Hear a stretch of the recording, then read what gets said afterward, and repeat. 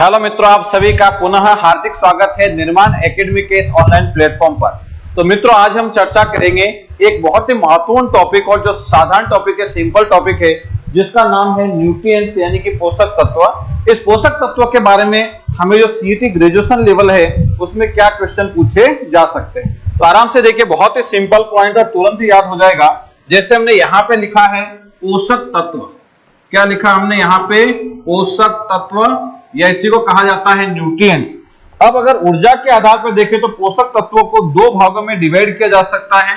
कुछ ऐसे पोषक तत्व होते हैं जिनसे हमें ऊर्जा प्राप्त होती है, जिनके ऑक्सीडेशन से ऊर्जा मिलती है, और जिनसे ऊर्जा मिलती है उन्हें कहा जाता है मुख्य पोषक तत्व। उन्हें क्या कहा जाता है? मुख्य पोषक तत्व। आप आराम से समझना, पूरे आपको क्वेश्चन एग्जाम में यही से मिलेंगे। तो जिनसे हमें ऊर्जा प्राप्त होती है उन्हें कहा जाता है मुख्य पोषक तत्व। और फिर याद रखना है कि कुछ ऐसे पोषक तत्व होते हैं जिनसे हमें कोई ऊर्जा प्राप्त नहीं होती है, और जिनसे कोई ऊर्जा प्राप्त नहीं होती उन्हें कहा जाता है गौण पोषक तत्व। गौण पोषक तत्व। अब तीन तो मुख्य पोषक तत्व होते हैं और तीन ही होते हैं गौण पोषक तत्व। मुख्य पोषक तत्व कौन कौन से पहले यहां पे देखेंगे। तो यहां पे एक तो याद रखेंगे कार्बोहाइड्रेट्स। जितने भी कार्बोहाइड्रेट्स होते हैं, जैसे कि ग्लूकोज है, जैसे कि शक्कर या चीनी है, उन सभी से हमें ऊर्जा मिलती है। दूसरा पॉइंट याद रखना है वसा या फैट, यानी घी या तेल जैसे पदार्थ, उनसे भी ऊर्जा प्राप्त होती है। और तीसरा पॉइंट है प्रोटीन। इस प्रोटीन से भी हमें ऊर्जा प्राप्त होती है। फिर यहाँ पे गौण पोषक तत्वों में भी तीन पॉइंट को नोट करेंगे। एक तो इसमें याद करना है विटामिन।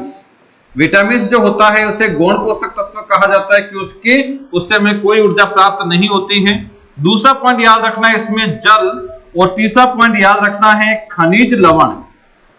खनिज लवण यानी कि मिनरल्स कहा जाता है अंग्रेजी में। तो देखिए, ये तो मुख्य पोषक तत्व हो गए, ये हो गए गौण पोषक तत्व। और इसमें कुछ साधारण क्वेश्चन पूछे जाते हैं। जैसे एक बार क्वेश्चन पूछ लिया गया कि निम्न में से किसे मुख्य पोषक तत्व नहीं कहा जाता। अब में दे दिया कार्बोहाइड्रेट, फिर दिया वसा, फिर दिया प्रोटीन, और फिर दे दिया ये विटामिन। तो विटामिन जो है और मुख्य पोषक तत्व नहीं है, वह क्या है? गौण पोषक तत्व। और यहाँ पे एक बार यहां से क्वेश्चन पूछा गया कि 100 ml जल से हमें कितनी ऊर्जा प्राप्त होती है।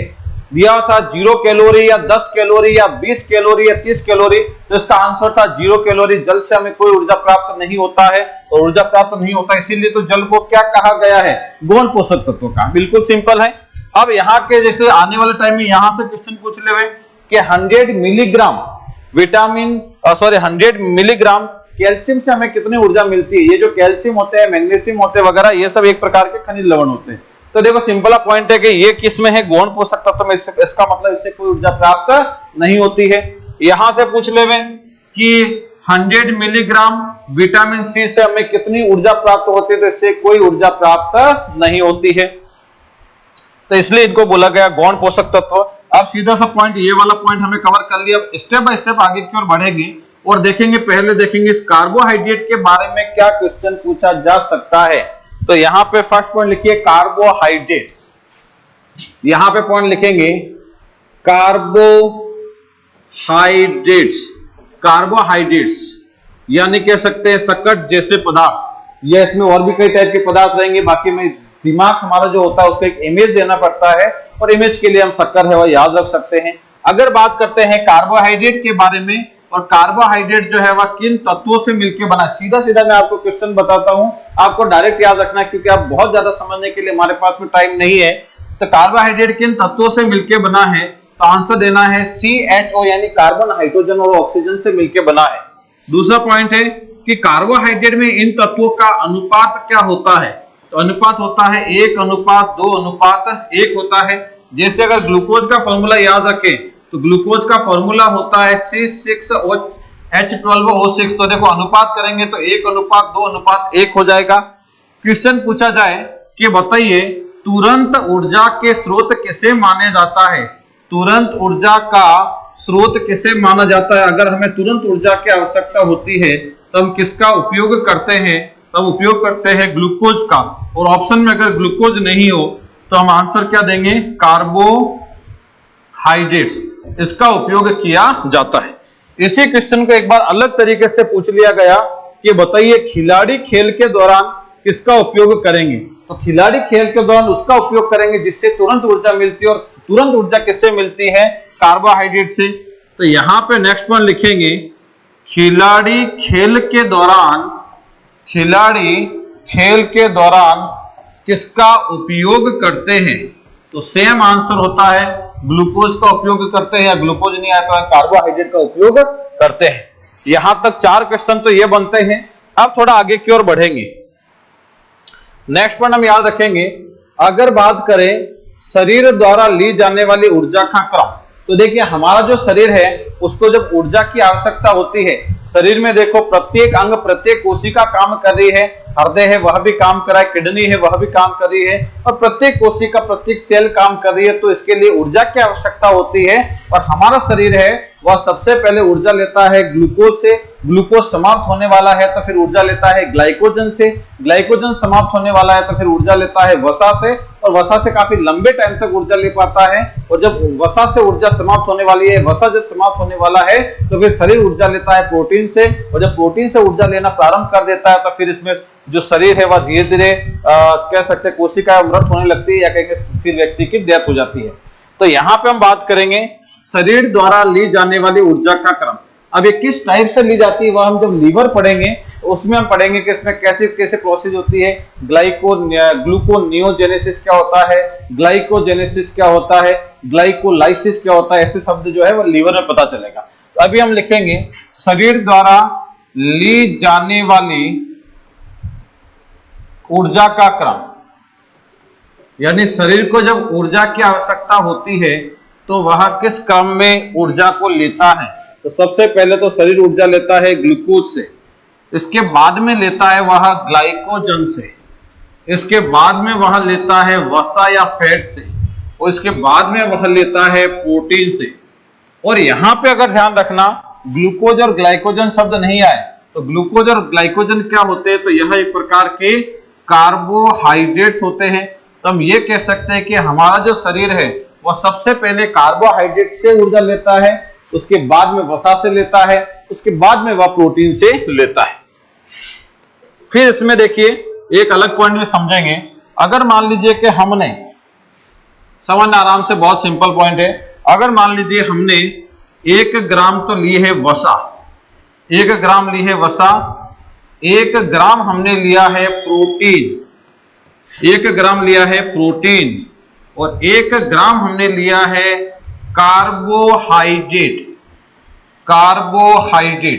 तो 1 ग्राम वसा के ऑक्सीडेशन से हमें ऊर्जा प्राप्त होती है 9.3 किलो कैलोरी। ये सब अप्रोक्स में है, ध्यान रखना लगभग होती है 9.3 किलो कैलोरी, कहीं पे 9.4 है तो भी सही है, कहीं पे 9.2 है तो भी सही है। फिर 1 ग्राम प्रोटीन से हमें ऊर्जा प्राप्त होती है 4.1 से 4.3 किलो कैलोरी। और 1 ग्राम कार्बोहाइड्रेट से ऊर्जा प्राप्त होती है 4.0 से 4.2 किलो कैलोरी। तो अब आप देखो उसकी तुलना करेंगे तो यहां पे पता चलेगा कि सबसे अधिक ऊर्जा वसा से प्राप्त हो रही है, उसके बाद में प्रोटीन का नंबर, उसके बाद में कार्बोहाइड्रेट का है। तो हम ऐसा निशान लगा सकते हैं, और इसी को कहा जाता है भोजन में ऊर्जा का क्रम, यानी भोजन में इनकी बराबर मात्रा ली जाए तो ऊर्जा जो है वह किससे ज्यादा मिलेगी और कितने मिलेगी, ये भी याद रखना है। ये भी पॉइंट पूछा जाता है, इसका क्रम भी पूछा जाता है, और किससे कितनी ऊर्जा मिलती है वह भी एग्जाम में क्वेश्चन पूछा जाता है। तो यहां पे नेक्स्ट पॉइंट लिखिए, भोजन में ऊर्जा का क्रम, भोजन में ऊर्जा का क्रम क्या होगा, तो ये वाला रहेगा, पूरा पॉइंट याद रखना है। यहां तक नोट कर लिए होंगे, बहुत ही साधारण क्वेश्चन है, और आप आराम से देखना, एकाग्रता के साथ देखना, सभी पॉइंट आपको तुरंत ही क्लास में याद हो जाएगा। फिर थोड़ा सा आगे की ओर बढ़ेंगे। हाँ, फिर नेक्स्ट पॉइंट सुनना, यहां पे ये जो कार्बोहाइड्रेट होता है, आराम से सुनना, ये जो कार्बोहाइड्रेट्स होते हैं इन्हीं को बोला जाता है सैकेराइड्स। क्या बोला जाता है? कार्बोहाइड्रेट्स को ही कहा जाता है सैकेराइड्स। और ये जो सैकेराइड्स जो होते हैं उनको मोटे भागों में डिवाइड करें तो तीन भागों में डिवाइड किया जा सकता है। एक नाम तो होता है मोनोसैकेराइड्स, तो यहां पे लिख दिया हमने मोनोसैकेराइड्स होते हैं। कुछ को बोल दिया हमने डाइसैकेराइड्स, और कुछ को बोल दिया हमने पॉलीसैकेराइड्स, पॉलीसैकेराइड्स। मोनोसैकेराइड्स जो होते हैं उसमें अणु जो होते हैं वो अलग अलग, जैसे कि ग्लूकोज है तो अणु जो है वो इस टाइप में स्वतंत्र पाए जाते हैं, एक एक अलग अलग पाए जाते हैं, इसलिए नाम दिया मोनोसैकेराइड्स। डाइसैकेराइड्स जो होते हैं उसमें ये जो अणु है वह मिले हुए से पाए जाते हैं, यानी कि कह सकते हैं कि डाइसैकेराइड्स का निर्माण कैसे हुआ, तो दो मोनोसैकेराइड्स इकाइयों से होता है। और पॉलीसैकेराइड से, इसमें पॉली का मतलब होता है अधिक, यानी कि ये जो मोनोसैकेराइड्स है यही कोई भी ग्लूकोज है या फ्रुक्टोज, कोई भी ऐसे अधिक संख्या में जुड़ जाए तो फिर इसे बोला जाता है पॉलीसैकेराइड्स। सिंपल सा पॉइंट है। अब मोनोसैकेराइड्स के बारे में लिखेंगे कि मोनोसैकेराइड्स कौन कौन से होते हैं, तो इसमें ऐसा एक फॉर्मूला याद कर सकते हैं कि गोपाल और फारूक दो मित्र हैं और वह मोहनलाल सुखाड़िया यूनिवर्सिटी में पढ़ रहे हैं। MLS यानी मोहनलाल सुखाड़िया यूनिवर्सिटी में पढ़ रहे हैं और ICS की तैयारी कर रहे हैं, ICS की तैयारी कर रहे हैं क्योंकि उनका जीके बहुत ही स्ट्रॉन्ग है। अब यहां पर देखेंगे जी का मतलब क्या है, तो जी का मतलब होता है ग्लूकोज। F का मतलब क्या है, तो F का मतलब है फ्रक्टोज। M से क्या मतलब है, तो M से हुआ माल्टोज। L से हो जाएगा लैक्टोज, फिर S से हो जाएगा सुक्रोज, फिर I से हो जाएगा इनुलिन। ध्यान रखना इनुलिन अलग होता है, और एक और आपने शब्द सुना होगा इंसुलिन, इंसुलिन अलग होता है, तो यह हो इनुलिन। C का मतलब होता है सेलुलोज। एक मिनट इसको सही कर देते हैं। हाँ, C का मतलब होता है सेलुलोज। S का मतलब होता है स्टार्च। G का मतलब होता है ग्लाइकोजन, और K का मतलब इसमें होता है काइटिन, और काइटिन को हम हिंदी में ऐसे काइटिन लिख देंगे क्योंकि काइटिन जो होती है उसकी जो स्पेलिंग ऐसे लिखी जाती है, काइटिन ऐसे करके लिखी जाती है। तो ये इसमें सिंपल सा यहां तक हम पहुंच चुके हैं। अब थोड़ा सा आगे की ओर बढ़ते हैं और मोनोसैकेराइड्स में कुछ और भी हमें जोड़ने की रिक्वायरमेंट रहेगी। देखिए ग्लूकोज हो गया, फ्रक्टोज हो गया, इसके अलावा हमें नाम याद रखना है गैलेक्टोज, बहुत ही महत्वपूर्ण है गैलेक्टोज। उसके बाद में पॉइंट लिखना है राइबोज तथा डीऑक्सीराइबोज, राइबोज भी है और डीऑक्सीराइबोज ये भी पाया जाता है। फिर थोड़ा आगे की ओर बढ़ेंगे तो हमें याद रखना है इरिथ्रोज, इरिथ्रोज। फिर थोड़ा सा आगे की ओर बढ़ते हैं और हमें याद रखना है ग्लिसरेल्डिहाइड, ग्लिसरेल्डिहाइड। सिंपल सा पॉइंट है, यहां तक हम पहुंच गए।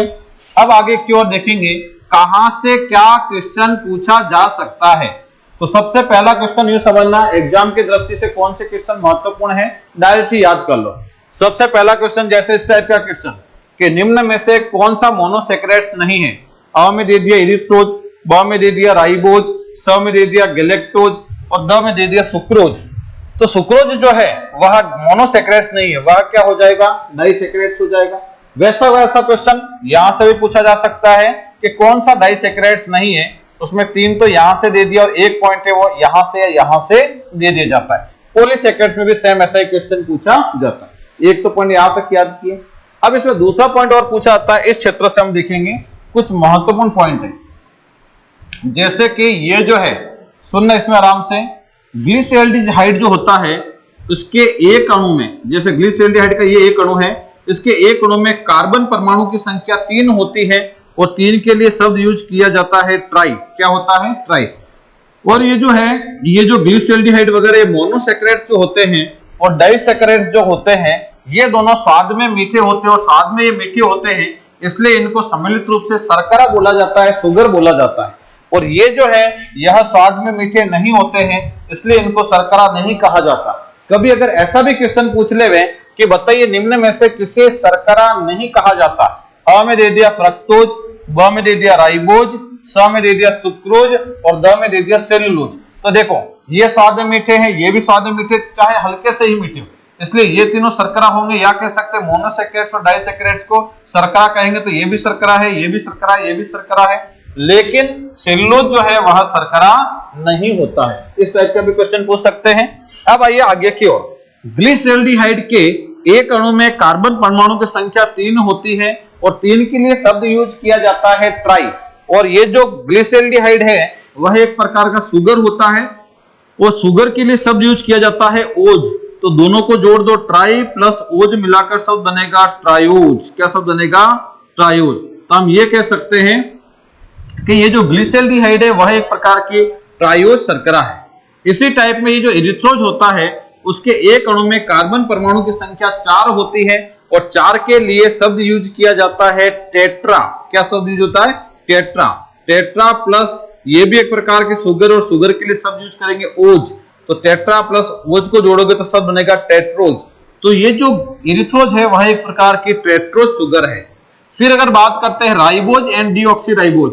राइबोज एंड डीऑक्सीराइबोज जो होता है उसके एक अणु में कार्बन परमाणु की संख्या जो है वह 5 होती है और 5 के लिए शब्द यूज किया जाता है पेंटा। और यह भी एक प्रकार की शुगर और शुगर के लिए शब्द यूज होता है ओज।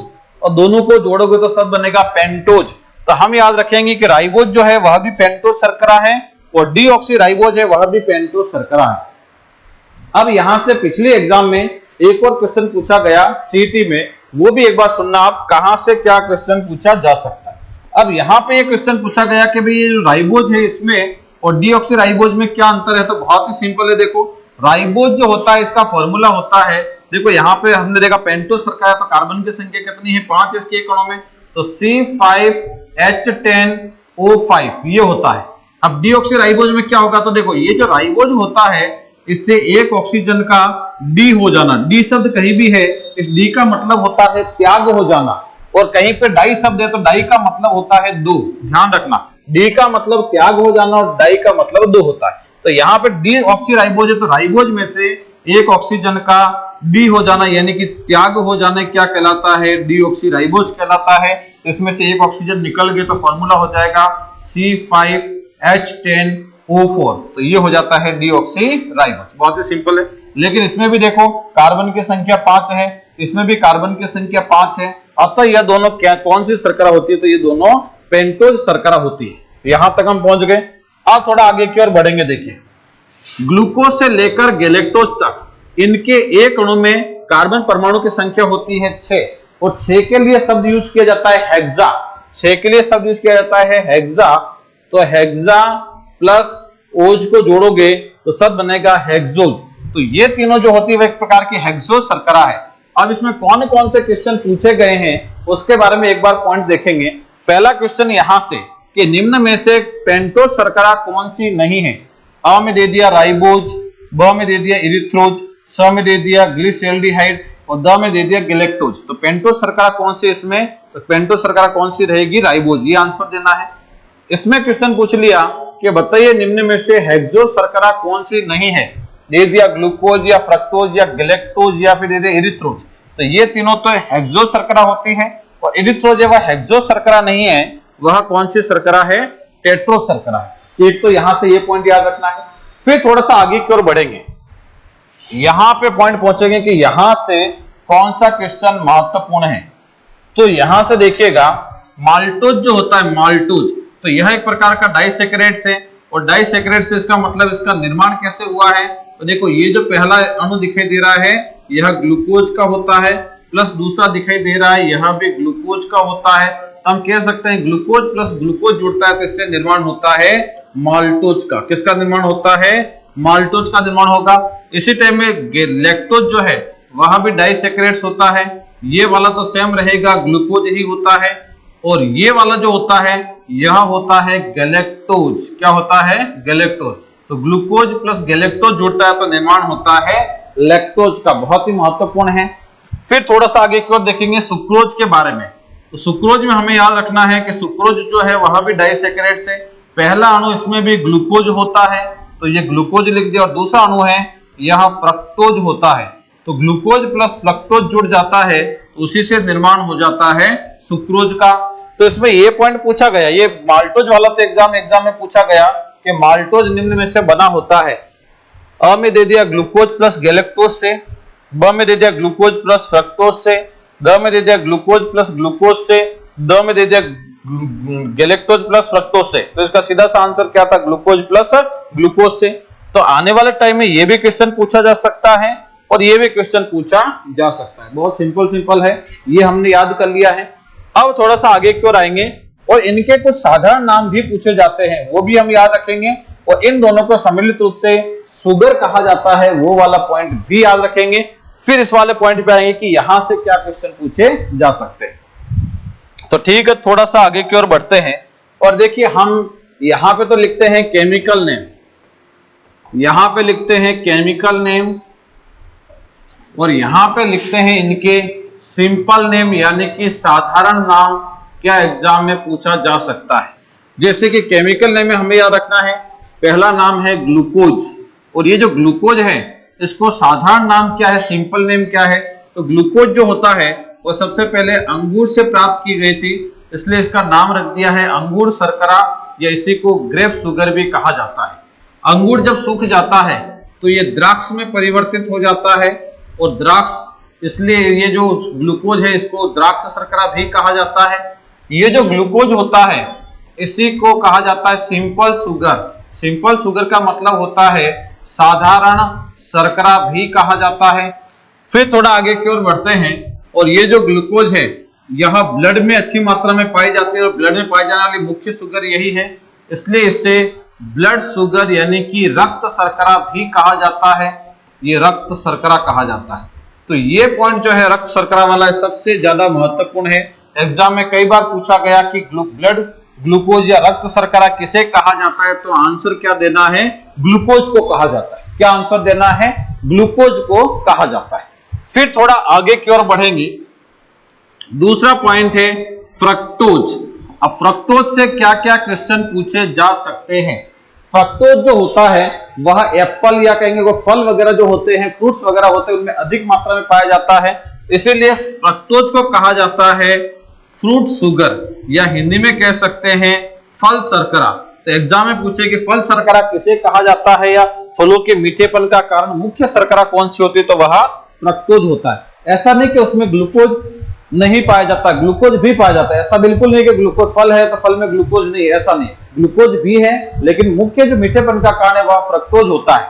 तो यहाँ पे ध्यान रखना, फ्रक्टोज को कहा जाता है फ्रूट शुगर। और ये जो मधुमक्खी होती है वह फ्रूट से फ्रक्टोज का सेवन करके हनी यानी कि शहद में डाल देती है, अतः इसी फ्रक्टोज को कहा जाता है हनी शुगर। तो यहां से अगर क्वेश्चन पूछा जाए कि हनी शुगर या शहद शर्करा किसे कहा जाता है, तो भी आंसर क्या देना है, फ्रक्टोज को ही कहा जाता है। फिर थोड़ा सा आगे की ओर बढ़ेंगे, नेक्स्ट पॉइंट देख सकते हैं। फिर इसमें एक पॉइंट और ऐड करेंगे, फ्रक्टोज में एक पॉइंट और ऐड करना पड़ेगा। ये जो जितनी भी प्राकृतिक शर्करा होती है, नेचुरल शुगर जितनी भी होती है, उसमें सबसे मीठी कौन होती है, तो सबसे मीठी ये फ्रक्टोज ही होती है। तो यहाँ पे एक और पॉइंट लिखेंगे कि सबसे मीठी प्राकृतिक शर्करा कौन सी होती है, तो भी आंसर देना है फ्रक्टोज। सबसे मीठी प्राकृतिक शर्करा, सबसे मीठी प्राकृतिक शर्करा कौन सी है, तो भी आंसर है फ्रक्टोज। फिर थोड़ा सा और आगे की ओर बढ़ते हैं, इसके बाद में याद करते हैं गैलेक्टोज के बारे में। और गैलेक्टोज जो होती है वह हमारे ब्रेन के लिए काफी अच्छी मानी जाती है, इसलिए इसी को बोला जाता है ब्रेन शुगर। क्या बोला जाता है, ब्रेन शुगर, या फिर इसी को हिंदी में कहा जाता है मस्तिष्क शर्करा। कभी अगर एग्जाम में क्वेश्चन पूछ ले कि मस्तिष्क शर्करा के नाम से किसे जाना जाता है, तो आंसर देना है गैलेक्टोज। फिर थोड़ा सा आगे की ओर बढ़ेंगे, एक मिनट इसको थोड़ा सा और सही कर देते हैं, क्लियर कर लेते हैं। हाँ, अब ज्यादा बेटर दिखाई दे रहा है, ठीक है। यहां तक याद किए। गैलेक्टोज के बाद में हमें याद रखना है, गैलेक्टोज हो जाए, इसके बाद में याद रखना है कि माल्टोज से क्या क्वेश्चन पूछा जा सकता है, माल्टोज से। तो माल्टोज जो होता है वह मुख्यतः माल्ट में पाया जाता है, यह मुख्यतः माल्ट में पाया जाता है, इसलिए इसे कहा जाता है माल्ट शुगर। जैसे कि हम कहेंगे यहाँ अच्छी मात्रा में ये जो अपने गेहूं होता है, इस गेहूं में पाया जा सकता है। ये अच्छी मात्रा में मक्का वगैरह जो होता है इसमें पाया जा सकता है। कभी पूछे कि अनाज में मुख्यतः पाई जाने वाली शर्करा कौन सी होती है, तो मुख्य शर्करा रहती है माल्टोज। फिर थोड़ा सा आगे की ओर बढ़ते हैं। फिर हमें याद करना है, एम के बाद में है एल। एल का मतलब होता है लैक्टोज, और लैक्टोज जो है वो मुख्यतः मिल्क में पाई जाती है, इसलिए इसी को कहा जाता है मिल्क शुगर। क्या बोला जाता है? मिल्क शुगर, या इसी को हिंदी में कहा जाता है दुग्ध शर्करा। कभी अगर एग्जाम में पूछे कि दुग्ध शर्करा किसे कहा जाता है, तो आंसर हो जाएगा लैक्टोज को कहा जाता है। यहां तक कंप्लीट है। हाँ, अब थोड़ा सा और आगे की ओर बढ़ते हैं। नेक्स्ट पॉइंट है, ये जो लैक्टोज है ये मीठे में मीठापन इसका बहुत ही कम होता है, इसलिए एक बार क्वेश्चन पूछा गया कि सबसे कम मीठी प्राकृतिक शर्करा कौन सी होती है, तो सबसे कम मीठी कौन सी रहेगी? लैक्टोज ही रहेगी। तो यहां पे नेक्स्ट पॉइंट लिखेंगे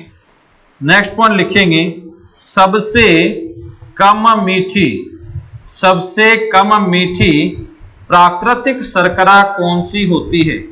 सबसे कम मीठी प्राकृतिक शर्करा कौन सी होती है? तो कम मीठी ये होती है। और सबसे अधिक मीठी कौन सी होती है? तो वह फ्रक्टोज होती है। दोनों ही क्वेश्चन महत्वपूर्ण है। और छठे नंबर पे याद रखना है एस से हमने याद किया था सुक्रोज, और सुक्रोज का हम घर में यूज करते हैं, चीनी के रूप में यूज करते हैं, या इसी को शक्कर कहा जाता है। अब एक पॉइंट सुनना, सुक्रोज जो है वह गन्ने से प्राप्त की जाती है, इसलिए इसे कहा जाता है गन्ना शर्करा। क्या बोला जाता है? गन्ना शर्करा। ये जो सुक्रोज जो है वह फॉरेन में हम देखते हैं, या जो यूरोपियन कंट्रीज है वहां पे टेबल पे ही सामान्यतः इसको रख दिया जाता है, ताकि अगर किसी में भी यूज करना हो, किसी भी पदार्थ में, चाय वगैरह में, आदि में, कॉफी वगैरह में, तो वह अपनी इच्छा अनुसार टेबल से ही ले सके। तो ये टेबल पे पाई जाती है, इसलिए इससे कहा गया टेबल शर्करा। क्वेश्चन पूछा आता है टेबल शर्करा, टेबल शुगर किसे कहा जाता है? तो आंसर देना है हमें सुक्रोज को कहा जाता है। फिर थोड़ा आगे की ओर बढ़ते हैं। नेक्स्ट पॉइंट देखते हैं कि ये जो शुगर जो है, या कहेंगे ये जो शक्कर होती है या सुक्रोज जो होता है, इसका व्यापार सीधे रूप से सबसे अधिक होता है। तो क्वेश्चन पूछा जाए कभी कि बताइए व्यापारिक शर्करा किसे कहा जाता है, बिजनेस शुगर किसे कहा जाता है, तो भी इसी को कहा जाता है। कभी अगर आ जाए कि इनवर्ट शुगर किसे कहा जाता है, तो इनवर्ट शुगर भी इसी को कहा जाता है। कभी अगर आ जाए कि रसोई घर की शर्करा या किचन शुगर किसे कहा जाता है, तो भी इसी को कहा जाता है। तो इसी को लिख दिया हमने रसोई घर की शर्करा। बहुत ही सामान्य क्वेश्चन है और सभी पॉइंट है वह हमें याद रखने हैं। ये देख लीजिए, यहां से ये वाले ये सभी पॉइंट है दिखाई दे रहे होंगे, ठीक है। तो ये सभी पॉइंट महत्वपूर्ण है। ये हुआ। फिर इसके बाद में एक पॉइंट और इसमें ऐड लिखेंगे कि मोनोसैकेराइड्स और डाइसैकेराइड्स स्वाद में मीठे होते हैं, इसलिए इनको शर्करा भी कहा जाता है। एक और शब्द लिखेंगे नीचे, हाँ, एक और शब्द लिखेंगे इसमें कि मोनोसैकेराइड्स तथा डाइसैकेराइड्स, मोनोसैकेराइड्स तथा डाइसैकेराइड्स, मोनोसैकेराइड्स तथा डाइसैकेराइड्स स्वाद में मीठे होते हैं, स्वाद में मीठे होते हैं, अतः इन्हें शर्करा या शुगर भी कहा जाता है, शर्करा या शुगर भी कहा जाता है।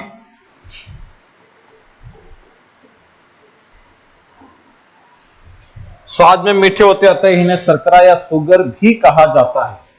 नोट कर लिए होंगे यहां तक, ठीक है, बहुत बढ़िया। हाँ, ये वाला हिस्सा कंप्लीट हुआ। अब इसमें लेंगे जो पॉलीसैकेराइड्स हमने देखा है, इस पॉलीसैकेराइड्स से क्या क्वेश्चन पूछे जा सकते हैं। इस वाले हिस्से से इनुलिन से क्या क्वेश्चन है, यहां से कौन कौन से क्वेश्चन पूछे जाते हैं। तो नेक्स्ट पॉइंट लिखिए इसमें इनुलिन, नेक्स्ट पॉइंट लिखिएगा इसमें इनुलिन। इनुलिन में पॉइंट समझना आराम से, बहुत सिंपल पॉइंट है। इनुलिन जो होता है वह ऐसे बना होता है, फ्रक्टोज फ्रक्टोज फ्रक्टोज फ्रक्टोज, बहुत सारे फ्रक्टोज से मिलकर बना होता है। तो क्वेश्चन पूछा जाता है कि बताइए यह किसका बहुलक होता है, तो यह फ्रक्टोज का बहुलक होता है। इसमें सीधा ही पहला क्वेश्चन पूछा जा सकता है किसका बहुलक है। तो यहां पे हमें आंसर देना है यह फ्रक्टोज का बहुलक होता है, यह फ्रक्टोज का बहुलक होता है। नोट कर लिए।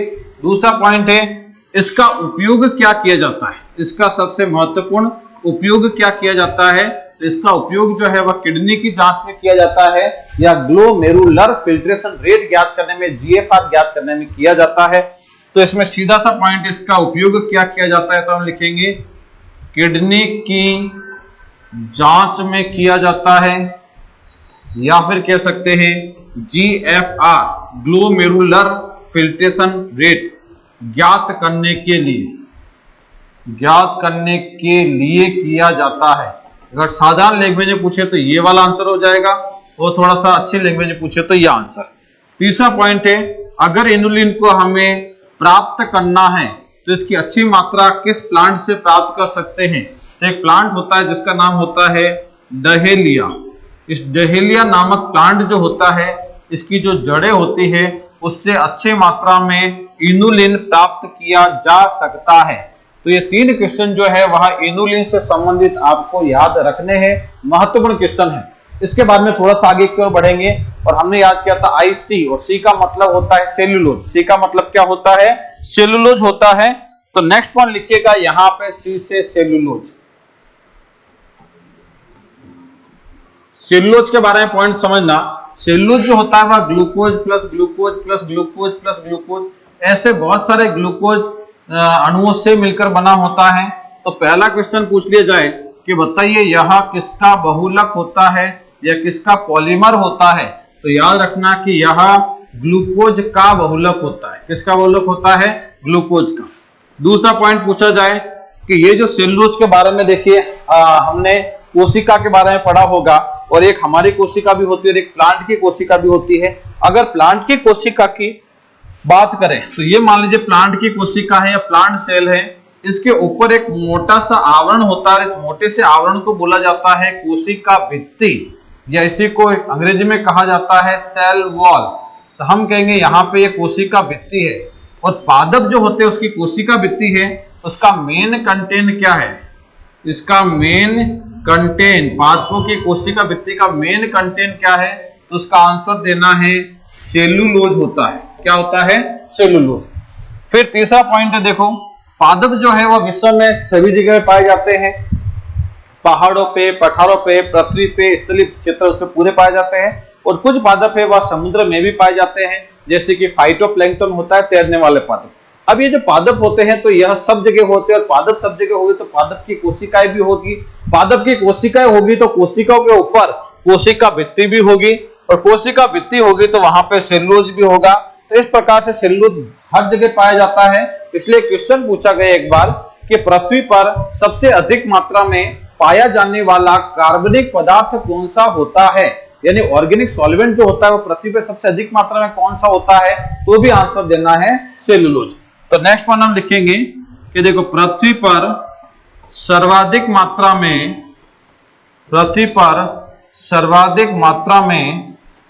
पाया जाने वाला कार्बनिक पदार्थ, पाया जाने वाला कार्बनिक पदार्थ कौन सा होता है, ऑर्गेनिक सब्सटेंस कौन सा होता है, कार्बनिक पदार्थ यानी ऑर्गेनिक सब्सटेंस कौन सा होता है। तो फिर यह भी इसका आंसर क्या देना है, सेल्यूलोज ही होता है। कंप्लीट यहां तक। फिर थोड़ा सा आगे की ओर बढ़ते हैं, चौथा पॉइंट कवर करते हैं। देखिए हम घर में कागज का भी यूज करते हैं, और हम घर में इसमें कपास का भी यूज करते हैं, कपास हम कपड़े का भी यूज करते हैं। तो पूछा जाता है कि हम जो कागज का यूज करते हैं उसका मेन कंटेंट क्या है, तो भी सेल्यूलोज है, और कागज में लगभग 55 से 60% के आसपास सेल्यूलोज पाया जाता है। और पूछा जाए कॉटन जो होता है यानी कपास जो होता है, उस कपास में इसकी प्रतिशतता क्या रहेगी, तो लगभग 80 से 90% तक यह रहता है। तो इसमें देखिए नेक्स्ट में लिखेंगे कि कागज तथा कपास का मेन कंटेंट या मुख्य घटक क्या है। तो कागज तथा कपास का मुख्य घटक, कागज तथा कपास का मुख्य घटक क्या होता है, तो भी आंसर देना है सेल्यूलोज होता है। कागज में सेल्यूलोज की प्रतिशतता कितनी होती है, तो हम औसत लिख देंगे इसमें लगभग 55%, और कपास में कितनी होती है तो लगभग 85% लिखेंगे। एक ही आंकड़ा याद रखेंगे तो इसमें प्लस माइनस 5 कर लेना, तो इसमें प्लस करके इसमें 5 कर लेना, तो इसका औसत आंकड़ा है। और वैसे भी इसके औसत आंकड़े ही याद किए जाते हैं, तो ये हम याद कर सकते हैं। ये हो गया हमारा यहां से सेल्यूलोज से संबंधित महत्वपूर्ण क्वेश्चन है। इसके बाद में सेल्यूलोज के बाद में हमने क्या याद किया, एस याद किया, तो एस का मतलब किया था स्टार्च। तो यहां पे पॉइंट नेक्स्ट पॉइंट लिखिए स्टार्च। स्टार्च जो होता है वह भी ग्लूकोज प्लस ग्लूकोज से ही मिलकर बना होता है। तो फिर अंतर क्या हुआ, तो अंतर होता है इनकी संरचना में अंतर होता है। स्टार्च की संरचना अलग रहती है, सेल्यूलोज की संरचना इसमें ग्लूकोज के अणुओं की जोड़ने की जो व्यवस्था है वह अलग रहती है, इसलिए वहां पे भी टोटल जो सेल्यूलोज का अणु है उसकी संरचना जो है वह चेंज हो जाती है। तो यहाँ पे हम बात करेंगे स्टार्च के बारे में। स्टार्च में एक तो पॉइंट याद रखना है कि किसका बहुलक होता है, यह भी किसका बहुलक होता है, तो यह भी ग्लूकोज का ही बहुलक होता है। तो यहां पे हमने ग्लूकोज लिख दिया। दूसरा पॉइंट हम लिखेंगे कि प्लांट जो होता है, पादप जो होता है, उस पादप में ग्लूकोज का स्टोरेज जो है वह किस रूप में होता है, तो वह स्टार्च के रूप में होता है। या पूछ लिया जाए फूड स्टोरेज किस रूप में होता है, या खाद्य पदार्थ का स्टोरेज किस रूप में होता है, या भोज्य पदार्थ का स्टोरेज किस रूप में होता है, तो ये खाद्य पदार्थ, भोज्य पदार्थ वगैरह सब ग्लूकोज के बारे में कहा जाता है। तो हम लिखेंगे प्लांट जो होता है उसमें ग्लूकोज का स्टोरेज या फूड स्टोरेज या खाद्य पदार्थ का स्टोरेज या भोज्य पदार्थ का स्टोरेज है वह इस स्टार्च के रूप में होता है। ये क्वेश्चन महत्वपूर्ण क्वेश्चन है, कई बार पूछा गया। तो लिखो इसमें कि पादपों में ग्लूकोज या फूड या खाद्य पदार्थ या भोज्य पदार्थ का संग्रह यानी कि स्टोरेज स्टार्च के रूप में होता है। स्टार्च के रूप में होता है। ये कंप्लीट हुआ। ये दो पॉइंट इसमें सबसे महत्वपूर्ण बिंदु ये वाला रहेगा। ये अपना स्टार्च वाला पॉइंट कंप्लीट हुआ। इसके बाद में नेक्स्ट पॉइंट लिखिए ग्लाइकोजन। ग्लाइकोजन से नेक्स्ट पॉइंट लिखिएगा इसमें ग्लाइकोजन जो होता है वह भी ग्लूकोज से ही मिलकर बना होता है। तो सीधा सा क्वेश्चन, पहला क्वेश्चन सेम एक जैसा है कि बताइए यह किसका बहुलक होता है, किसका पॉलीमर होता है, तो यह भी ग्लूकोज का बहुलक होता है, यानी ग्लूकोज से मिलकर बना होता है। दूसरा पॉइंट सीधा ही याद रखेंगे कि जो जंतु होते हैं, हम लोग जो होते हैं जंतु वर्ग के सदस्य हैं, तो हम लोगों में, जंतुओं में ग्लूकोज का स्टोरेज या फूड स्टोरेज या खाद्य पदार्थ का स्टोरेज या भोज्य पदार्थ का स्टोरेज किस रूप में होता है, तो वह इस ग्लाइकोजन के रूप में होता है। यह भी महत्वपूर्ण क्वेश्चन है। तो यहां पे दूसरा पॉइंट लिखिए, जंतुओं में ग्लूकोज या फूड या भोज्य पदार्थ या खाद्य पदार्थ का संग्रह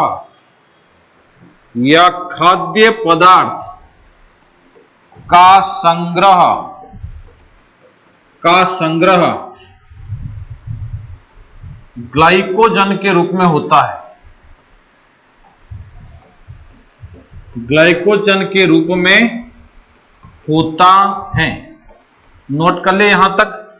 अब एक पॉइंट देखना, एक और विशेष पॉइंट है कि यह बात सही है कि हम लोगों में ये जो ग्लूकोज का स्टोरेज है वह ग्लाइकोजन के रूप में होता है, बिल्कुल सही है। लेकिन हम लोगों में यह होता कहां पे, एक तो लीवर में होता है और फिर इसके अलावा मांसपेशियों में होता है। तो हम लिखेंगे ग्लाइकोजन का संग्रह जो है वह हमारी बॉडी में लीवर तथा मांसपेशियों में होता है। हमारी बॉडी में ग्लाइकोजन का जो संग्रह होता है वह कहां पर होता है, तो आंसर देना है लीवर तथा मांसपेशियों में। लीवर तथा मांसपेशियों में होता है। सिंपल सा पॉइंट है, याद कर लिया। फिर थोड़ा सा और आगे की ओर बढ़ते हैं और चौथा पॉइंट देखते हैं। जैसे कि मान लीजिए जैसे स्टार्च जो है, या फिर कहेंगे कि जैसे ग्लूकोज का संग्रह जो स्टार्च के रूप में होता है वह प्लांट में होता है, वैसा का वैसा ग्लूकोज का संग्रह है वह जंतुओं में अगर होता है तो वह ग्लाइकोजन के रूप में होता है। तो हम कहेंगे कि जिस प्रकार से प्लांट में स्टार्च होता है उसी प्रकार से जंतुओं में कौन होता है, ग्लाइकोजन होता है। इसलिए जंतुओं में ग्लाइकोजन को ही कहा जाता है एनिमल स्टार्च, यानी एनिमल का स्टार्च। तो कई बार क्वेश्चन पूछा गया कि एनिमल स्टार्च किसे कहा जाता है, तो भी आंसर क्या देना है, इसे ग्लाइकोजन को कहा जाता है। तो नेक्स्ट पॉइंट लिखिए इसमें कि इसे यानी ग्लाइकोजन को एनिमल स्टार्च भी कहा जाता है, या शॉर्ट में लिखना है तो सिर्फ शॉर्ट में लिख लीजिए कि इसे एनिमल स्टार्च भी कहा जाता है। बहुत ही महत्वपूर्ण बिंदु है, यह भी याद रखना है। अब देखो सिंपल पॉइंट है, पादपों में ग्लूकोज का स्टोरेज जो है वह स्टार्च के रूप में होता है, लेकिन जंतुओं में ग्लूकोज का स्टोरेज है वह ग्लाइकोजन के रूप में होता है। जंतुओं में फिर ग्लाइकोजन के रूप में होता तो है, लेकिन कहां पर होता है, तो लीवर तथा मांसपेशी में होता है। और एनिमल स्टार्च किसे कहा जाता है, तो ग्लाइकोजन को बोला जाता है एनिमल स्टार्च। यहां तक कंप्लीट है। अब ये वाला हिस्सा कंप्लीट ग्लाइकोजन। इसके बाद में नेक्स्ट पॉइंट लिखते हैं काइटिन के बारे में। काइटिन के बारे में क्या क्वेश्चन पूछा जा सकता है, तो नेक्स्ट पॉइंट लिखिए काइटिन। ये हो गया अपने काइटिन। काइटिन में देखिए यह किसका बहुलक होता है, वैसे इसका बहुलक इतना नहीं पूछा जाएगा, फिर भी पूछ लिया जाए कभी तो हम इसका आंसर देंगे कि यह N acetyl glucose amine, glucose amine या ग्लूकोसेमिन का बहुलक होता है।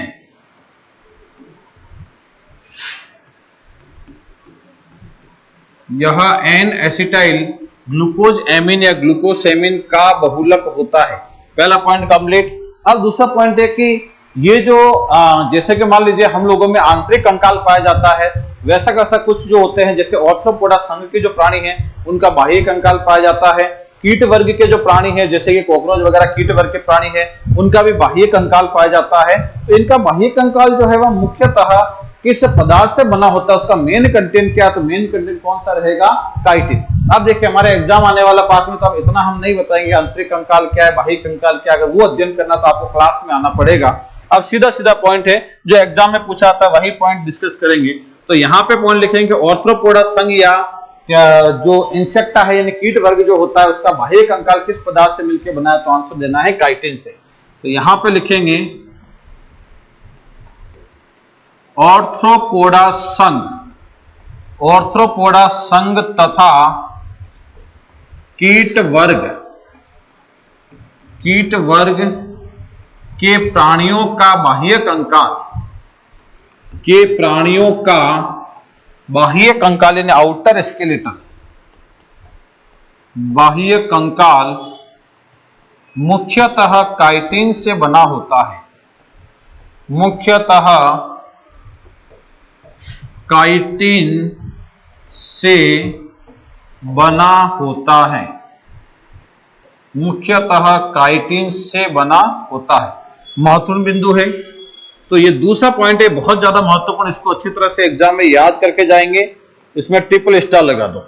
फिर इसके बाद में एक और ट्रिपल स्टार में एक पॉइंट लिखेंगे कि जो कवक होते हैं, कवक सुनना, कवक का मतलब होता है जैसे कि मशरूम अपने आप में एक प्रकार का कवक होता है, वह पादप नहीं होता। अभी तक तो हमने ये देखा था कि पादपों की जो कोशिका भित्ति है वह तो सेलुलोज से मिलकर बनी है, लेकिन वैसा का ऐसा क्वेश्चन अगर ये पूछा जाए कि कवक जो होता है उसकी कोशिका भित्ति है वह किस पदार्थ से बनी होती है मुख्यतः, तो वह मुख्यतः बनी होती है काइटिन से। तो नेक्स्ट पॉइंट लिखिए कि कवक कोशिका की कोशिका भित्ति, कवक कोशिका की कोशिका भित्ति, कवक कोशिका की कोशिका भित्ति मुख्यतः काइटिन से बनी होती है, मुख्यतः काइटिन से बनी होती है। अब ये दोनों पॉइंट है, ये दोनों महत्वपूर्ण है। ऑर्थ्रोपोडा संघ के प्राणी कहो या कीट वर्ग के प्राणी कहो, इनके बाह्य कंकाल किससे बना होता है, काइटिन से। और कवक कोशिका की कोशिका भित्ति मुख्यतः किससे बनी होती है, तो काइटिन से। सभी पॉइंट महत्वपूर्ण है, सभी पॉइंट आपको याद रखने हैं। ठीक है, इसका स्क्रीनशॉट ले लिया होगा। काइटिन तक कंप्लीट हुआ। अब ये अपने जो कार्बोहाइड्रेट वाला हिस्सा है यह एक बार कंप्लीट हुआ है। इसके बाद में जो पॉइंट है वह वसा से संबंधित देखेंगे। तो नेक्स्ट पॉइंट लिखो, वसा संबंधित क्या क्वेश्चन पूछा जा सकता है। तो नेक्स्ट पॉइंट लिखिए वसा। नेक्स्ट पॉइंट लिखेंगे वसा। वसा को लिख दिया जाता है फैट। अब इसमें देखिए वसा में भी पहला पॉइंट यही कि बताइए वसा किन तत्वों से मिलके बनी होती है। तो यह CHO से मिलके बनी होती है, लेकिन इसमें ऑक्सीजन की मात्रा है वह कार्बोहाइड्रेट से कम होती है। अब शब्दों को आपको पकड़ना है, ऑक्सीजन की मात्रा वह कार्बोहाइड्रेट से कम होती है। तो दूसरा पॉइंट ये हो जाएगा। लेकिन अगर बात करें ऊर्जा की मात्रा, तो ऊर्जा की मात्रा जो है वह सर्वाधिक होती है, सबसे अधिक होती है। और ये पॉइंट पहले हम पढ़ चुके हैं, ये पॉइंट पहले बिल्कुल पढ़ चुके हैं। कहां पर पढ़ चुके हैं? तो कार्बोहाइड्रेट में हमने लिखा था कि 1 ग्राम वसा के ऑक्सीडेशन से 9.3 किलो कैलोरी ऊर्जा प्राप्त होती है। और फिर इसमें पता है कि वसा से सबसे अधिक होती है, प्रोटीन से कम और कार्बोहाइड्रेट से उससे भी कम। लेकिन तुरंत ऊर्जा चाहिए होती है तो किसका उपयोग किया जाता है? कार्बोहाइड्रेट का। लेकिन सबसे अधिक ऊर्जा किससे प्राप्त होती है? तो वह वसा से प्राप्त होती है। याद रखना है मित्रों, भूलना नहीं है। तो देखिए ऊर्जा की मात्रा सर्वाधिक किससे प्राप्त होती है? तो आंसर हो जाएगा वसा से। और ऊर्जा की मात्रा इससे सर्वाधिक भी होती है। और हमने एक और पॉइंट लिखा था कि अगर हमारी बॉडी को ऊर्जा की आवश्यकता होती है तो देखो इसमें सबसे पहले वह ग्लूकोज से एनर्जी लेता है। तो ग्लूकोज से एक दिन में ग्लूकोज बॉडी में जितना ही पाया जाता है, जैसे मान लीजिए 7 बजे किसी व्यक्ति को कमरे में बंद कर दिया गया है तो उसको भोजन नहीं दिया गया, सिर्फ पानी ही दिया गया, तो वह जीवित तो रहेगा ग्लूकोज के आधार पर, लेकिन ग्लूकोज जो है वह इसकी बॉडी में एक दिन में समाप्त हो जाएगा। फिर नंबर आता है ग्लाइकोजन का। तो ग्लूकोज और ग्लाइकोजन दोनों मिलकर भी ज्यादा से ज्यादा 2 दिन तक चल सकते हैं। फिर तीसरे दिन, चौथे दिन, 5वें दिन, 6ठे दिन, 7वें दिन, 8वें दिन तक इसको ऊर्जा कहां से मिलती है? वसा से ही मिलती है। तो अधिक समय तक इससे ऊर्जा है वो वसा से मिलती है। तो कई बार ये क्वेश्चन पूछा गया कि भूख हड़ताल के समय ऊर्जा का मुख्य स्रोत किसे माना जाता है? तो आंसर क्या देना है? इसी वसा को कहा जाता है। तो नेक्स्ट पॉइंट लिखिए, सबसे महत्वपूर्ण क्वेश्चन स्टार लगा के कि भूख हड़ताल के समय, भूख हड़ताल के समय ऊर्जा का मुख्य स्रोत, ऊर्जा का मुख्य स्रोत किसे माना जाता है? तो भी आंसर देना है वसा को। सीधा सा पॉइंट है, आंसर क्या होगा इसका? वसा हो जाएगा। अब ये हिस्सा यहां तक हम पहुंच चुके हैं। ठीक है, अब थोड़ा आगे की ओर बढ़ते हैं। अगर बात करें साधारण वसा की, तो साधारण वसा का निर्माण कैसे होता है इसके बारे में भी जानकारी लेना। तो देखिए ये 3 अणु तो है वसीय अम्ल, और इसमें ये जो एक अणु है यह है ग्लिसरॉल, इन सबको मिला दिया तो ऐसा अणु प्राप्त होगा। ये 3 अणु तो इसमें ये वसीय अम्ल हो गया, और एक अणु जो है वह हो गया इस ग्लिसरॉल का, ये प्राप्त हुआ। इसी को बोला जाता है एक अणु वसा। ये पूरा क्या हो जाएगा? एक अणु वसा। तो देखिए पॉइंट सुनना, इसमें बहुत ही साधारण पॉइंट और अच्छा पॉइंट है। तो इसमें हम लिखेंगे कि 3 अणु जो है वह तो है वसीय अम्ल, और वसीय अम्ल को अंग्रेजी में कहा जाता है फैटी एसिड। और इसमें एक अणु यानी एक मॉलिक्यूल जो है वह इसमें है ग्लिसरॉल, ग्लिसरॉल। तो इन दोनों को ही मिक्स कर दिया गया तो इससे ये वाला अणु बना है। इसे कह सकते हैं कि यह बनता है एक अणु वसा। तो वसा जो होती है वह किससे मिलकर बनती है? तो हम कहेंगे यह वसीय अम्ल और ग्लिसरॉल से मिलकर बनी है। और एक अणु वसा को बनाना तो क्या क्या किससे बनेगी? तो 3 अणु वसीय अम्ल और एक अणु ग्लिसरॉल से बनती है एक अणु वसा। बहुत ही महत्वपूर्ण है, ये पॉइंट कई बार पूछा गया, इसमें भी डबल स्टार लगा के हम याद कर लेंगे। अब इसके अलावा ग्लिसरॉल से भी कुछ अलग से क्वेश्चन पूछे जाते हैं, और वसीय अम्ल से भी अलग से क्वेश्चन पूछे जाते हैं। तो इसमें लिखिए, पहले ग्लिसरॉल से संबंधित क्वेश्चन देखेंगे कि क्या क्या क्वेश्चन पूछे जा सकते हैं। तो यहाँ पे हमने लिखा है ग्लिसरॉल, और ग्लिसरॉल को हम सामान्य लैंग्वेज में बोल देते हैं ग्लिसरीन। क्या बोल देते हैं? ग्लिसरीन। ग्लिसरॉल और ग्लिसरीन एक ही होता है मित्रों। अब थोड़ा सा आगे की ओर बढ़ेंगे और कौन सा पॉइंट महत्वपूर्ण है वहां पे चर्चा करेंगे। तो इस ग्लिसरॉल से संबंधित देखो, पहली जानकारी हमारे पास में ये होनी चाहिए कि इसका उपयोग सामान्यतः क्या क्या किया जाता है। तो आपने देखा होगा जो फिल्म इंडस्ट्रीज होती है, उस फिल्म इंडस्ट्रीज में जो आंसू होते हैं, जैसे कि मान लीजिए किसी भी एक्टर को या किसी भी एक्ट्रेस को रोने की एक्टिंग करनी है तो वह आंसू जो होते हैं तो इनके आंखों में थोड़ा सा ग्लिसरॉल डाल दिया जाता है, तो ग्लिसरॉल से हल्की सी जलन भी आती है और आंसू है वह बहने लगते हैं और उन आंसुओं को बोला जाता है कृत्रिम आंसू। तो एक बार एक एग्जाम में क्वेश्चन पूछा गया कि फिल्म इंडस्ट्रीज में कृत्रिम आंसुओं के निर्माण के लिए किसका उपयोग किया जाता है, तो आंसर देना है ग्लिसरॉल का उपयोग किया जाता है। तो यहाँ पे सीधा सा पॉइंट शॉर्ट में मैं लिखता हूं, आप समझ गए होंगे। तो यहाँ पे लिखेंगे फिल्म इंडस्ट्रीज में कृत्रिम आंसुओं के निर्माण के लिए, कृत्रिम आंसुओं के निर्माण के लिए किसका उपयोग किया जाता है, तो आंसर हो जाएगा यह, आंसर हो जाएगा उसमें ग्लिसरॉल। फिर दूसरा पॉइंट हम याद रखेंगे कि साबुनीकरण की जो क्रिया होती है, साबुनीकरण की क्रिया का मतलब साबुन बनाने की क्रिया, ये साबुनीकरण की क्रिया के दौरान मुख्य उत्पाद तो साबुन बनता है, लेकिन साबुन के साथ ही एक लिक्विड भी बनता है, उस लिक्विड को बोल सकते हैं उप उत्पाद, और वह लिक्विड कौन सा होता है, तो ये ग्लिसरॉल ही होता है। तो मुख्य उत्पाद तो साबुन हो गया, उप उत्पाद या सह उत्पाद या बाई प्रोडक्ट कौन हो गया है, यह ग्लिसरॉल। तो क्वेश्चन पूछा गया एक बार कि साबुनीकरण की क्रिया में साबुन के सह उत्पाद के रूप में, उप उत्पाद के रूप में, बाई प्रोडक्ट के रूप में कौन प्राप्त होता है, तो भी आंसर क्या देना है, ग्लिसरॉल।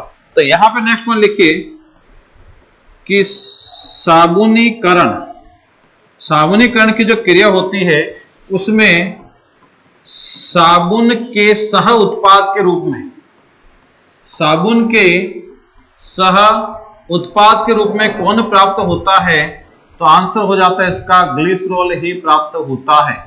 फिर एक और पॉइंट सुनिए, इस ग्लिसरॉल के साबुन में मिला दिया जाए और थोड़ा सा और भी ग्लिसरॉल ऐड किया जाए, थोड़ी सी और प्रोसेस चेंज की जाए, तो साबुन जो होता है वह पारदर्शी हो जाता है, जैसे कि पीएस साबुन है ना, पीएस पारदर्शी होता है। तो यहां से तीसरा क्वेश्चन ये है कि साबुन को पारदर्शी बनाने के लिए मुख्यतः और किसका अतिरिक्त किसका यूज किया जाता है, तो अतिरिक्त ग्लिसरॉल का यूज किया जाता है। तो नेक्स्ट पॉइंट हम इसमें लिखेंगे कि एक इसका उपयोग होता है साबुन को पारदर्शी बनाने के लिए, साबुन को पारदर्शी बनाने के लिए भी इसका उपयोग किया जाता है। इसके अलावा हम कहेंगे कि माउथ अल्सर होता है या मुंह के जो छाले होते हैं उसको ठीक करने के लिए भी या उसके ट्रीटमेंट के लिए भी इसका उपयोग जो है वह किया जाता है। फिर इसके अलावा हम एक और पॉइंट याद रखेंगे, एक और पॉइंट इसमें लिखेंगे कि ये जो ब्यूटी प्रोडक्ट्स होते हैं इसमें भी इसका उपयोग किया जाता है, क्योंकि यह त्वचा को नम बनाए रखता है और आर्द्रता युक्त बनाए रखता है, या कह सकते हैं यह त्वचा को कोमल भी बनाए रख सकता है, क्योंकि त्वचा को अगर नमी प्रदान करता है तो त्वचा है वह कोमल भी बनी रहती है। तो यहाँ पे नेक्स्ट पॉइंट है, इसका उपयोग जो है वह ब्यूटी प्रोडक्ट्स यानी कि यह है अपने सौंदर्य प्रसाधन में भी किया जाता है, ब्यूटी प्रोडक्ट्स में भी किया जाता है। तो ये पॉइंट ग्लिसरॉल से संबंधित हमें याद रखने हैं। यहां वाला पॉइंट क्लियर हुआ। अब थोड़ा सा पॉइंट और आगे की ओर बढ़ते हैं। अब इसके बाद में थोड़ा सा आगे की ओर बढ़ते हैं और आगे की ओर देखते हैं वसीय अम्ल से क्या क्वेश्चन पूछे जा सकते हैं। तो मित्रों यहाँ पे पॉइंट लिखिए वसीय अम्ल, यहाँ पे लिखिए वसीय अम्ल, और वसीय अम्ल को ही अंग्रेजी में कहा जाता है फैटी एसिड। क्या बोला जाता है? Fatty acid. अब वसीय अम्ल फैटी एसिड है, इसे दो भागों में डिवाइड किया जा सकता है। दो भाग कौन कौन से हैं?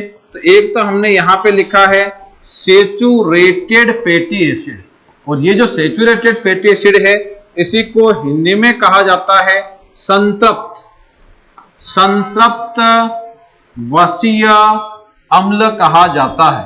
और दूसरा हमें नाम याद रखना है अनसेचुरेटेड, अनसेचुरेटेड फैटी एसिड। और अनसेचुरेटेड फैटी एसिड को कहा जाता है असंतृप्त, असंतृप्त वसीय अम्ल कहा जाता है। अब संतृप्त वसीय अम्ल में हमें याद कैसे करना है? तो इसमें ट्रिपल एस का फॉर्मूला याद रखना है। पहले इसका मतलब होता है कि हम संतृप्त वसीय अम्ल से संबंधित बात कर रहे हैं या सेचुरेटेड फैटी एसिड से संबंधित बात कर रहे हैं। दूसरा इसका मतलब होता है सॉलिड, सॉरी, दूसरा इसका मतलब हमने याद रखना है सिंगल बॉन्ड। सिंगल बॉन्ड का मतलब होता है, सिंगल बॉन्ड का मतलब होता है कि ये जो सेचुरेटेड फैटी एसिड जितने भी होते हैं उनमें कार्बन तथा कार्बन परमाणु के मध्य हमेशा सिंगल बॉन्ड ही पाया जाएगा, कभी भी डबल बॉन्ड और ट्रिपल बॉन्ड इसमें नहीं मिलेगा।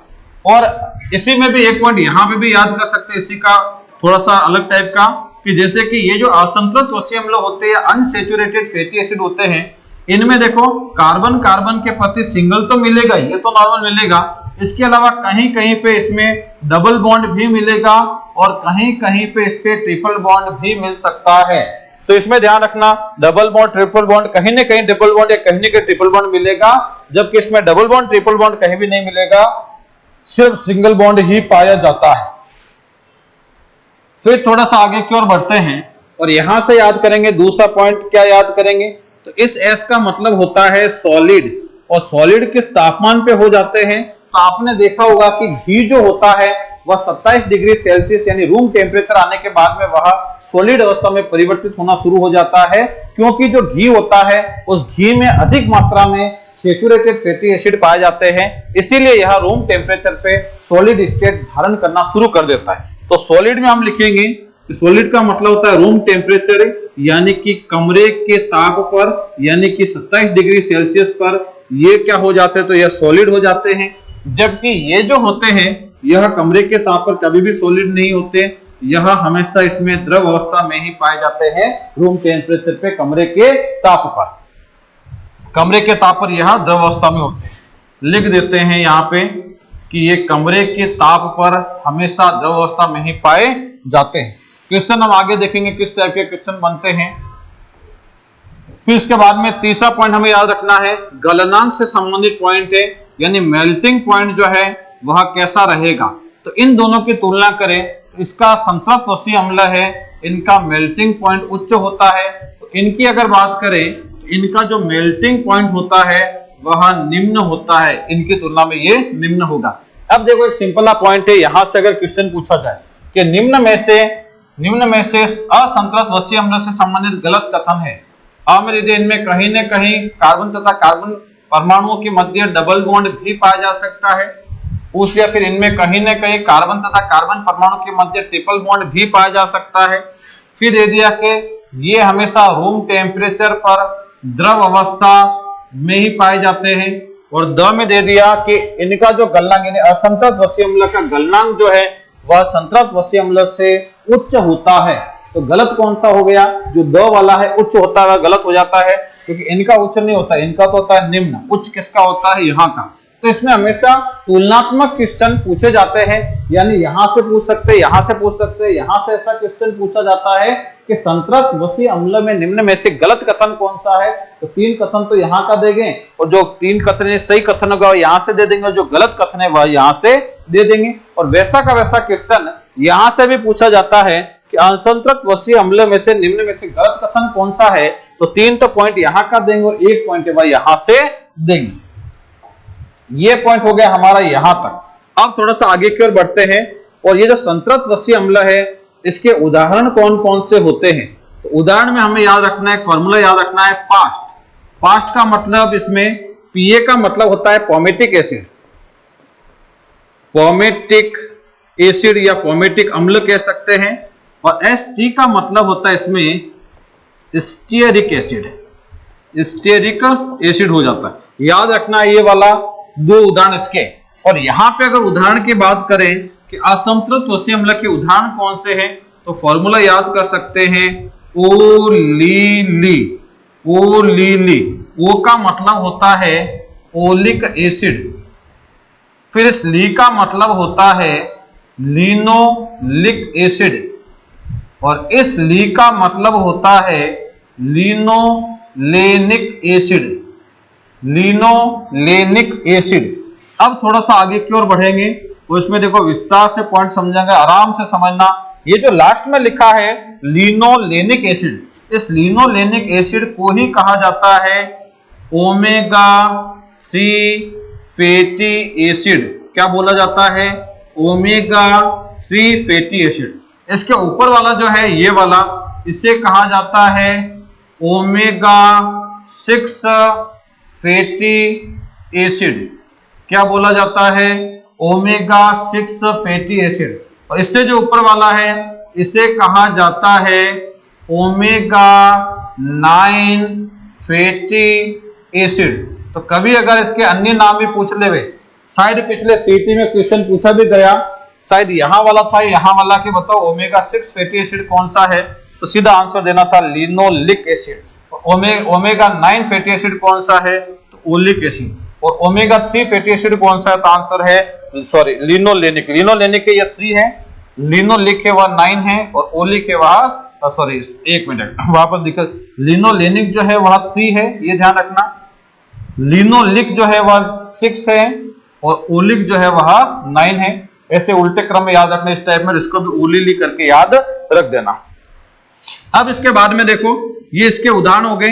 फिर यहाँ पे और क्या क्वेश्चन पूछे जा सकते हैं, तो देखो इसमें बहुत ही महत्वपूर्ण एक बिंदु है, वो हमें कवर करना है कि ये जो लिनोलेनिक एसिड है, यह ओमेगा 3 फैटी एसिड है, यह एक तो हमारे मस्तिष्क के लिए बहुत अच्छा कार्य करता है, हमारे लिए बहुत दैनिक जीवन बहुत उपयोगी है। मस्तिष्क के लिए कैसा कार्य अच्छा करेगा, तो देखिए मस्तिष्क में यह एक टाइप का काम करता है, जैसे कि मान लीजिए कि कोई व्यक्ति है वह 2 घंटे स्टडी कर रहा है, उसका दिमाग ऐसे हाथ लगाओगे गर्म हो रहा है, या फिर उसको प्रॉपर तरीके से याद नहीं हो रहा, तो ऐसी स्थिति में अगर उसको ओमेगा 3 फैटी एसिड प्रॉपर मात्रा में दिया जाए तो 15-20 दिन में उसको ओमेगा 3 फैटी एसिड की पूर्ति हो जाती है, और मस्तिष्क से वह प्रॉपर रूप से कार्य करने लगता है, प्रॉपर रूप से उसके क्वेश्चन भी याद होने लगते हैं, दिमाग जो गर्म होने की परिस्थिति वगैरह कहेंगे इस टाइप की प्रॉब्लम होती है वह भी हट जाती है।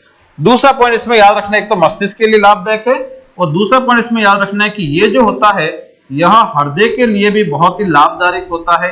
हृदय जो होता है, हृदय के कोने में जमा हुआ जो बैड कोलेस्ट्रॉल है, तो वह अगर ये हम प्रॉपर मात्रा में खाएं तो यह वहां पे जाकर उस बैड कोलेस्ट्रॉल को गुड कोलेस्ट्रॉल में कन्वर्ट कर देता है, और गुड कोलेस्ट्रॉल जो है वो लुढ़कने की प्रवृत्ति का होता है, तो वह वहां से लुढ़क कर हट भी जाता है, तो ये जो कोरोनरी धमनी है इसको साफ भी हो जाती है। तो यह हृदय के लिए बहुत अच्छा होता है, और मस्तिष्क के लिए भी बहुत अच्छा होता है। इसलिए कई बार क्वेश्चन पूछा गया कि ओमेगा 3 फैटी एसिड का सबसे अच्छा स्रोत कौन सा होता है, तो सबसे अच्छा स्रोत होता है इसमें अलसी के बीज, या कह सकते हैं अलसी के बीज के तेल कह सकते हैं, अंग्रेजी में कहा जाता है फ्लैक्स सीड ऑयल। क्या बोला जाता है, फ्लैक्स सीड ऑयल। तो हम यहाँ पे सबसे पहला पॉइंट याद करेंगे, अलसी के बीज या अलसी के बीज का तेल या फ्लैक्स सीड ऑयल है, वह इसके ओमेगा 3 फैटी एसिड का सबसे अच्छा स्रोत माना जाता है, और ये आरएस के एग्जाम में क्वेश्चन पूछा गया। दूसरे नंबर पे आता है इसमें मछली का तेल, मछली का तेल या इसी को बोला जाता है फिश ऑयल। तीसरे नंबर पे इस पे आता है, तीसरे नंबर पे इसमें हमें याद रखना है अखरोट, अखरोट में भी यह पाया जाता है। इसके अलावा यह बादाम में भी पाया जाता है, और किसी ने आपको कहते हैं सुना होगा कि भाई इसको बादाम खिलाओ या अखरोट खिलाओ अगर दिमाग काम नहीं कर रहा तो वास्तव में स्थिति यह होती है कि इनमें अच्छी मात्रा में ओमेगा 3 फैटी एसिड पाया जाता है, जिसके कारण मस्तिष्क जो है उसमें दर्द होना भी कम हो जाता है, और मस्तिष्क से वह थोड़ा ज्यादा व्यवस्थित रूप से कार्य कर पाता है। तो ये वाला पॉइंट हमें कवर करना है, ये भी कवर करना है। फिर थोड़ा आगे की ओर बढ़ेंगे, फिर आगे की ओर बढ़ते हैं और एक महत्वपूर्ण क्वेश्चन की तरफ बढ़ते हैं, और यहां से पूछा जाता है कि यहाँ पे संतृप्त वसीय अम्ल और असंतृप्त वसीय अम्ल जो होता है इनके स्रोत कौन से, सोर्सेज कौन कौन से है, तो इनके स्रोत कौन से रहेंगे। तो देखिए संतृप्त वसीय अम्ल जो है इसका स्रोत कौन सा रहेगा, तो इसमें एक तो याद रखना है महत्वपूर्ण स्रोत में समस्त जंतु वसा, यानी कि जंतु से प्राप्त होने वाली जितनी भी वसाएं होती है यह सैचुरेटेड फैटी एसिड का अच्छा स्रोत मानी जाती है। अब जंतु वसा यानी कि घी जो है वह जंतुओं से प्राप्त हुआ है तो जंतु वसा है, सिंपल पॉइंट है। इसके अलावा घी के अलावा कहे तो जो कई क्षेत्र है जैसे कि यूपी बिहार वाला क्षेत्र है, वहां से जो सूअर होता है सूअर की चर्बी को गर्म करके उसमें भी घी या तेल जैसा पदार्थ निकलता है, तो वह भी जंतु से प्राप्त होने वाली वसा है। इसके अलावा और भी कई टाइप की जंतु वसा होती है, तो जंतु वसा समस्त जंतु वसा वह सैचुरेटेड फैटी एसिड का अच्छा स्रोत मानी जाती है। लेकिन एक जंतु वसा को छोड़ना है, वह जंतु वसा तो है लेकिन सैचुरेटेड फैटी एसिड का अच्छा स्रोत नहीं है, वह अनसैचुरेटेड फैटी एसिड का अच्छा स्रोत होती है। वह कौन सी है, तो वह होती है मछली का तेल यानी कि फिश ऑयल। तो समस्त जंतु वसा तो सैचुरेटेड फैटी एसिड का स्रोत होती है, लेकिन यहाँ पे छोड़ना क्या है, तो हम कहेंगे कि मछली के तेल को छोड़कर, मछली के तेल को छोड़कर, क्योंकि मछली का जो तेल होता है वह सैचुरेटेड फैटी एसिड का अच्छा स्रोत नहीं होता, वह अनसैचुरेटेड का होता है। तो ये जो अनसेचुरेटेड में जो स्रोत याद करेंगे वो यहां पे स्रोत में लिख लेंगे मछली का तेल। क्या लिखेंगे? मछली का तेल जो होता है वह अनसेचुरेटेड फैटी एसिड का अच्छा स्रोत माना जाता है। फिर यहां से एक पॉइंट स्टार्ट करेंगे, समस्त वनस्पति तेल। समस्त वनस्पति तेल जो होते हैं वह अनसेचुरेटेड फैटी एसिड के अच्छे स्रोत माने जाते हैं, लेकिन दो तेल को यहां पे छोड़ना है। एक तो नारियल के तेल को छोड़ना है और एक और छोड़ना है पॉम ऑयल को, पॉम के तेल को। तो लिखेंगे नारियल तथा पॉम ऑयल को छोड़कर, पॉम ऑयल को छोड़कर, और इन दोनों तेल को, यानी कि ये वनस्पति तेल होते हैं लेकिन इनको दोनों को छोड़ना है, तो इन दोनों का एडमिशन जो है वो यहां पे करा दो। तो यहां पे लिख देंगे कि नारियल तथा पॉम ऑयल, नारियल तथा पॉम ऑयल। अब देखो क्वेश्चन यहां से पूछा जा सकता है ये वाला पॉइंट से कि निम्न में से अनसेचुरेटेड फैटी एसिड का अच्छा स्रोत नहीं माना जाता है ना। अ में दे दिया इसमें सरसों का तेल, ब में दे दिया सोयाबीन का तेल, स में दे दिया नारियल का तेल और द में दे दिया मूंगफली का तेल। तो फिर आंसर क्या हो जाएगा? नारियल का तेल। फिर नारियल का तेल वह अनसेचुरेटेड फैटी एसिड का अच्छा स्रोत नहीं होता है, यह सेचुरेटेड फैटी एसिड का अच्छा स्रोत माना जाता है। तो ये सारे पॉइंट जो है वो हमने भी याद किए हैं, वो अच्छी तरह से याद करना है। तो देखिए एक बार जो मोटे मोटे रूप से हम कहें तो कार्बोहाइड्रेट हमारा कंप्लीट हो चुका है, वसा हमारा कंप्लीट हो चुका है। इसके बाद में कल हम देखते हैं प्रोटीन्स के बारे में क्या क्वेश्चन पूछ सकते हैं और विटामिन्स के बारे में क्या क्वेश्चन पूछते हैं। तो आज एक बार इतना याद करो, इसके बाद में कल देखते हैं। तब तक के लिए शुक्रिया, धन्यवाद।